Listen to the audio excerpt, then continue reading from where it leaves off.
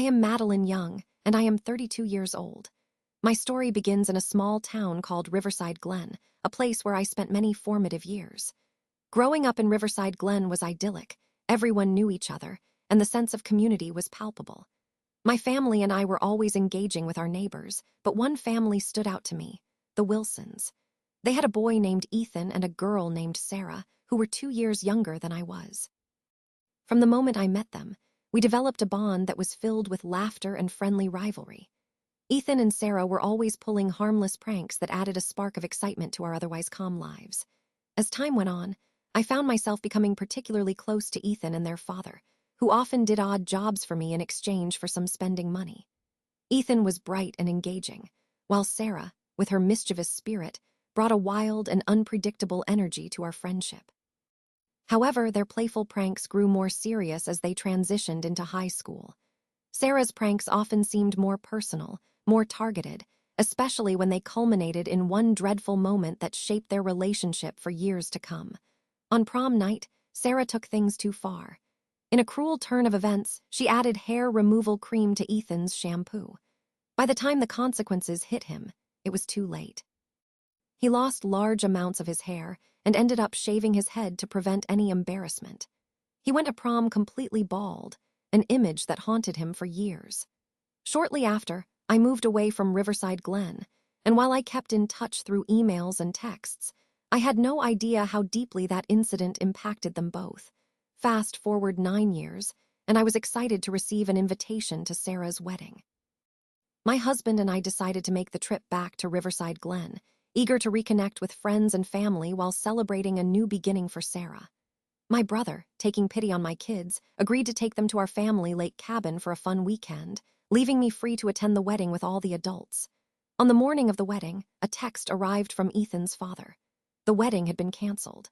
My heart sank, filled with confusion. I certainly did not expect the news.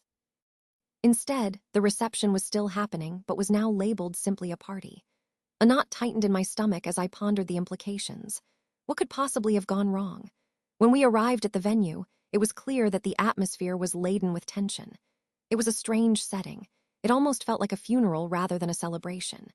As guests milled about, trying to make the best of an awkward situation, I spotted Ethan and his parents standing together, an air of defiance surrounding them. I approached Ethan, who smiled slyly but with a hint of something darker behind his eyes. As the night went on, whispers circulated among the guests. Ethan had achieved his long-awaited revenge on his sister. The night before the wedding, he had done the unthinkable. He added the same hair removal cream to Sarah's shampoo that she had used on him all those years ago. The moment she washed her hair and felt clumps come out, she knew she had been outplayed. This time, however, she had no time to prepare. The inevitable had happened.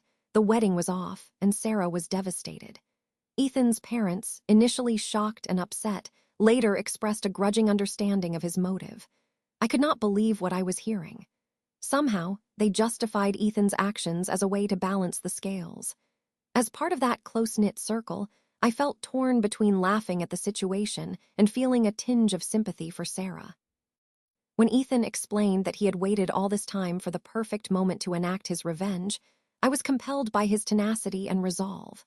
That night, my husband and I engaged in outrageous conversations about the wild turns our respective lives had taken. Despite the dark undertones, there was something liberating about Ethan's audacity. From a distance, I could see Sarah sulking, her mood dampening the spirits of those around her. I danced, laughed, and embraced the camaraderie of old friends while the chaos of revenge unfolded in the background. By the end of the evening, while the party continued, I witnessed a transformation in Ethan. The once shy boy was now a man who had taken a stand for himself. And as I looked at Sarah, who felt robbed of her joyful day, I could not help but feel a sense of poetic justice that had unfolded before my eyes. The act of revenge, while bitter, had shifted the power dynamic between them. I realized that their tangled history had brought them to this pivotal moment, where a lesson was taught and learned in the most unconventional way possible. In the aftermath, everyone left the reception with lingering questions. I kept thinking about the choices made and the lines crossed.